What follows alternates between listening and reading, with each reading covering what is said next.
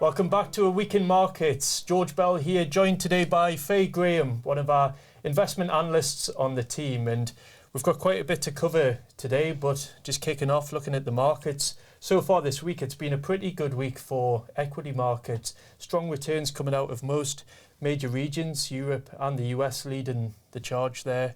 And also government bonds as well, seen bond yields, which have eased on signs of slowing economic growth.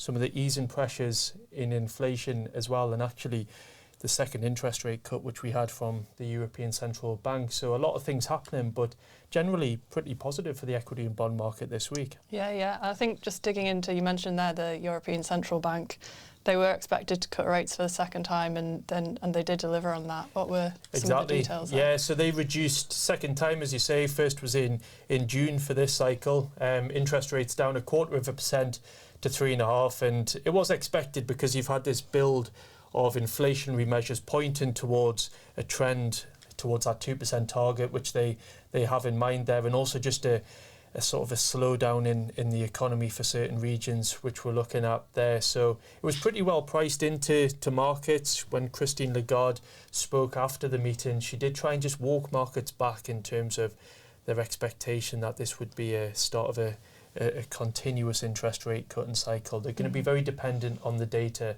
in which they see. So in other words, if they start to see inflation heating up in certain regions, they might pause, as we saw in July. So very data dependent in terms of what we're doing. But if we're looking at the expectation of interest rate cuts from here, they are expecting to see quite a material number come through, landing around 2% a year from now, which would ease financial conditions, and it would allow some of the sectors which have actually been weighing on the economy, such as private consumption and investment, to actually start to recover slightly there.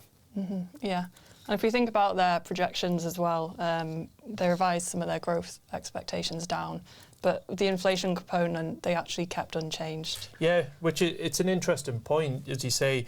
Mentioned their slowing growth coming through. They revised down their expectations by around 0.1% for this year, next year in 2026. But that's important because the starting point of economic growth in Europe was already pretty weak. So if we look at the numbers, they're expecting 0.8% growth this year, now 1.3% for next, and then 1.5%. So if we compare that to what we're seeing in regions such as the US or even across in Asia, that's pretty weak growth. So a slight moderation was actually quite important there.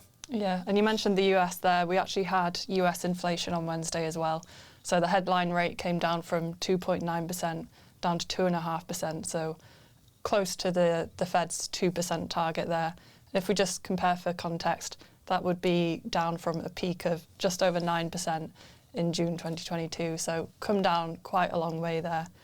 And then just looking within the report as well, I suppose what you did see was actually a little bit of a pickup in core inflation. So that picked up 0.3% month on month, which was slightly above what the market was expecting as well there, primarily driven by an increase in shelter costs.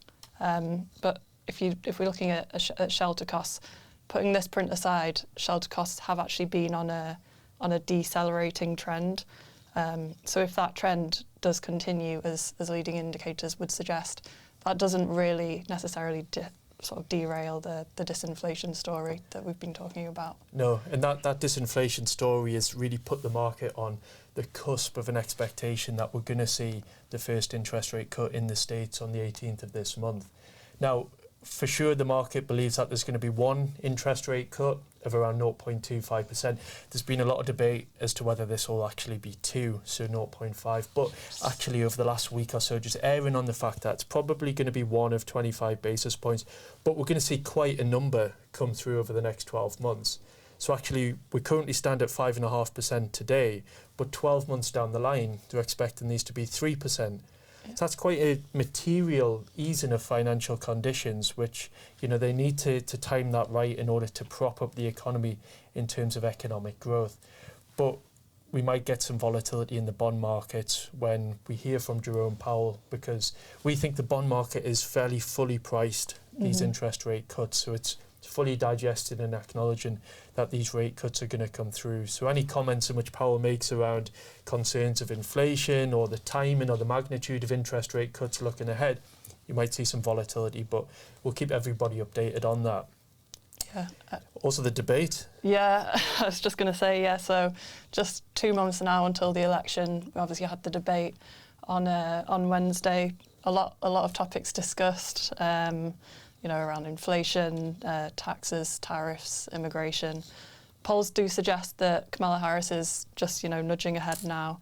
Obviously, a lot of noise around the polls, though. But just thinking about those tariffs, if the tariffs do go through that Trump has suggested, that would actually be inflationary. So with Kamala Harris now pulling ahead a bit more in the polls, you've actually seen bond yields coming a little bit following that.